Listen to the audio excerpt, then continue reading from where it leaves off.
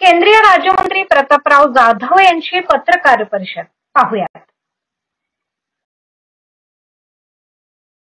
बाळासाहेबांनी पवारांनी मदत केली। हे बघा, मोदीजी असतील, शहाजी असतील, हे सुद्धा कट्टर हिंदुत्ववादी विचाराचे होते आणि आपल्या सगळ्यांना माहित आहे की हिंदू हृदय सम्राट शिवसेना प्रमुख बाळासाहेब ठाकरे हे सुद्धा कट्टर हिंदुत्ववादी विचाराचे होते आणि म्हणून ते सगळे एकमेकाच्या विचाराचा त्या ठिकाणी पुरस्कार त्या ठिकाणी करत होते किंवा एकमेकाच्या विचाराचं समर्थन करत होते। त्यामुळे निश्चितच बाळासाहेब असतील किंवा त्या ठिकाणी अमित शहाजी असतील, नरेंद्र मोदीजी असतील, ज्या काळामध्ये त्यांची जी बाजू होती ती बाळासाहेबांनी त्यावेळेस उचलून धरलेली आहे, ही गोष्ट खरी आहे आणि सगळ्यांना माहीत पण आहे।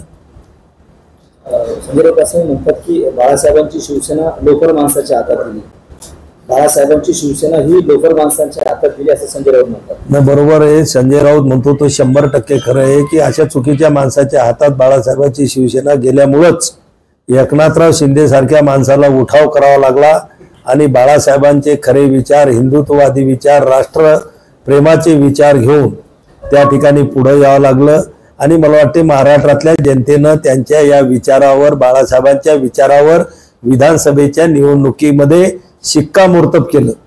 आम्ही 80 जागा लढल्या, त्यापैकी आमच्या 60 जागा निवडून आल्यात, त्यांनी 98 जागा लढल्यात, त्यांच्या फक्त 20 जागा त्याही अतिशय अल्पमतानं त्या ठिकाणी निवडून आलेल्या आहेत।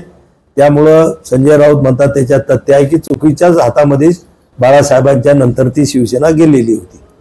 मतगळतीचं प्रमाण वाढले आणि केसगळतीच्या नंतर मतगळती आणि त्याचे आतापर्यंत अहवाल प्राप्त झाले नाही। त्याचे अहवाल सगळे आलेले आहेत, तुम्ही सगळ्यांनी ते दाखवलेले आहेत की सेल्युलियमचं वाढल्यामुळं, प्रमाण वाढल्यामुळं केसगळती झाली। आता केसगळती पूर्ण जवळपास थांबलेली आहे।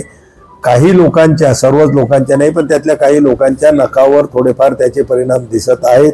त्यासाठी सुद्धा ICMR, कृषी विभाग अशा वेगवेगळ्या केंद्रानं या ठिकाणी टीम पाठवल्या होत्या, त्या सुद्धा या ठिकाणी येऊन गेलेल्या आहेत। पण सेलेनियम ज्याच्यामुळे वाढलं तो गहू सध्या कुठे आहे? त्याला जाणण्यात आलं का, गाडण्यात आलं का, त्याच्यात कुठेच समोर आलं? हे बघा, आपल्या जिल्ह्यामध्ये मोठ्या प्रमाणामध्ये PDAच्या माध्यमातून गव्हाचं वाटप होत असते आणि सगळ्याच गव्हामध्ये ते सेल्युलियम नव्हतं आणि नाही। सॅम्पलही घेतले आणि त्या सॅम्पल ज्यावेळेस चेक करण्यात आले, त्याचं निरीक्षण करण्यात आलं लॅबमध्ये, त्यातल्या काही याच्यामध्ये फक्त निघालेलं होतं, बाकीच्या याच्यामध्ये सर्वसामान्य गव्हासारखंच त्याच्यामध्ये त्याचं प्रमाण होतं आणि म्हणून सगळ्याच गावामध्ये ते सेल्युलियम आहे किंवा अशातला काही तो भाग नाही।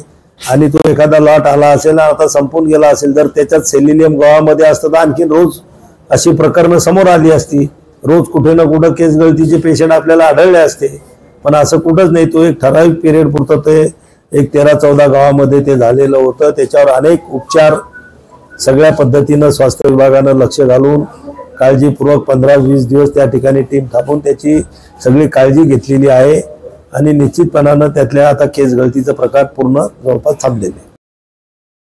नाशिक